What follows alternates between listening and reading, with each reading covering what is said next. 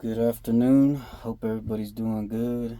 I'll be reading Proverbs 28 today. The wicked flee, though none pursue, but the righteous are confident as a young lion. Through the perfidy of the land, its officers increase, but through an understanding, knowing man, it will prolong its days. A pauper who robs the destitute is like a torrential rain, which leaves no food. Those who forsake the Torah praise the wicked, but the keepers of Torah contend with them. Men of evil will not discern the inevitable judgment, but those who seek Hashem will understand all. Better a poor man who walks in his innocence than a rich man who perverts his ways. One who preserves the Torah is an understanding son, but the companion of swillers humiliates his father. One who multiplies his wealth through interest and increases gathers it for the patron of the poor. If one turns aside his ear from hearing the Torah, his prayer too will be considered an abomination. One who causes the upright to stray on an evil way will fall into his own pit, but the innocent will inherit goodness. A rich man is wise in his own eyes, but a destitute person with understanding can search out more. When the righteous exult, there is much splendor, but the wicked but when the wicked rise, victims are sought. One who conceals his sins will not succeed, but he who confesses and forsakes them will be granted mercy. Praiseworthy is the man who always fears, but he who is stubborn of heart will fall into misfortune.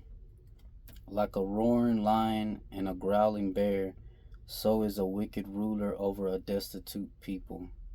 A prince who lacks understanding will increase plunder, but one who hates spoil will prolong his days. A man guilty of bloodshed will flee unto the grave. No one will support him. One who walks in innocence will be saved, but one who perverts his ways will fall in one of the ways. One who works his land will be sated with bread, but one who chases vain pursuits will be sated with poverty. A man of integrity will increase blessings, but one impatient to be rich will not be exonerated. To show favoritism in judgment is not good, for a loaf of bread as a bribe man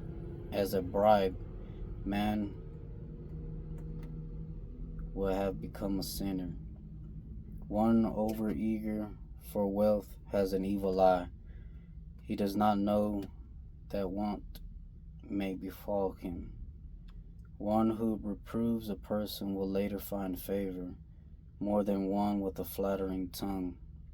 He who steals from his father and mother and says there is no sin, he is a companion to a destructive person. A greedy person stirs up strife, but one who trusts Hashem will have abundance. One who trusts his heart is a fool, but one who walks with wisdom will escape. One who gives to a pauper will not lack, but one who averts his eyes will suffer many curses. When the wicked rise, men hide, but when they perish, the righteous increase.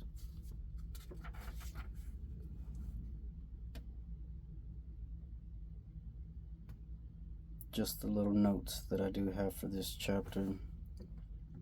The judge whose decisions are inappropriate and impoverished the wrong party destroys justice in the same way as a torrential downpour floods a field and destroys whatever crops would have grown there. He who once learned but has abandoned his learning is the worst one of all. God will transfer his wrongful profits to generous people. One fearful of real danger devises precautions to protect himself, but the overconfident suffers misfortune. Greedy people think that if they give charity to the poor, it will diminish their fortune.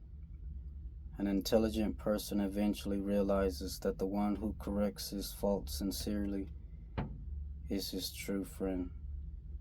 By rationalizing that he will inherit the money anyways, such a thief becomes habituated to dishonesty, and his theft will almost certainly escape to stealing from others. Those are the notes that I had in this Bible. Well, hope that this word gives you a blessed day.